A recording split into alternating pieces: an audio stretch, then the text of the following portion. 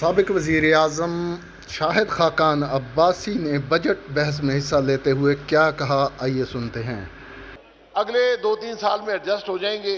आज आपका रेवेन्यू बढ़ जाएगा, कल कम हो जाएगा, लेकिन जो बर्डन इन्वेस्टर में पड़ेगा उसका कौन जिम्मेदार है? ये मेहरबानी फरमाएं, ये बर्डन मत डालें नई इंडस्ट्री पर। फिर जो सेनेट की रिकमेंडेशन, मैं इसी पे बात कर रहा हूं, यहां बहुत से मामला सीपैक के हैं। तकरीबन जो इन्होंने पीएसडीपी की बात की है और उससे पहले भी जो रिकमेंडेशंस हैं, ये आधी से ज्यादा सीपैक से रिलेट करती हैं। सीपैक को हम क्या फंडिंग दे रहे हैं, क्योंकि सीपैक तो बिल्कुल 3 साल में बंद होकर रह गया है। उसकी क्या वजूहत है, हमारी समझ से बाहर है, क्योंकि पाकिस्तान के बाहर कोई इन्वेस्टर्स की लाइन नहीं लगी हुई जो यहां पर इन्वेस्ट करें। सीपैक सबसे बड़ी इन्वेस्टमेंट हमारी हिस्ट्री की थी, उसको बंद किया गया है। वो वजूहत हमारी समझ से कम से कम बाहर हैं। मैं फिर सरकारी मुलाजमीन की बात करूंगा कि खुदा के लिए कम से कम इन्फ्लेशन के बराबर तो एडजस्ट कर दें। ये मुलाजमीन आपके मुलाजमीन हैं, ये तनख्वाह आपसे लेते हैं। ये एडहॉक रिलीफ जो है 10% की बेसिक पे ये इनका काम नहीं कर सकती।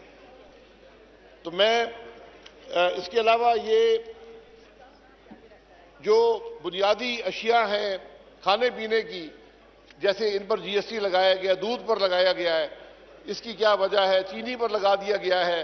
ये सब महंगाई में इजाफा करेंगी।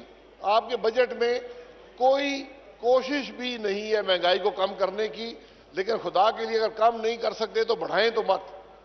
ये इजाफी जीएसटी लगाकर ये आप मजीद अवाम पर बोझ डाल रहे हैं, ये बात भी मुनासिब नहीं है। मैं एक बात सर, मैं खत्म हो गई। दो मैं बातें वजीर खजाना से जरूर करूंगा। दो फिगर्स अपनी स्पीच में बयान फरमा दें कि चूंकि इस मुल्क में बड़े महंगे बिजली के प्लांट लगे हैं, एलएनजी आई है, उसने हमारे गर्दिशी कर्जे में इजाफा कर दिया है।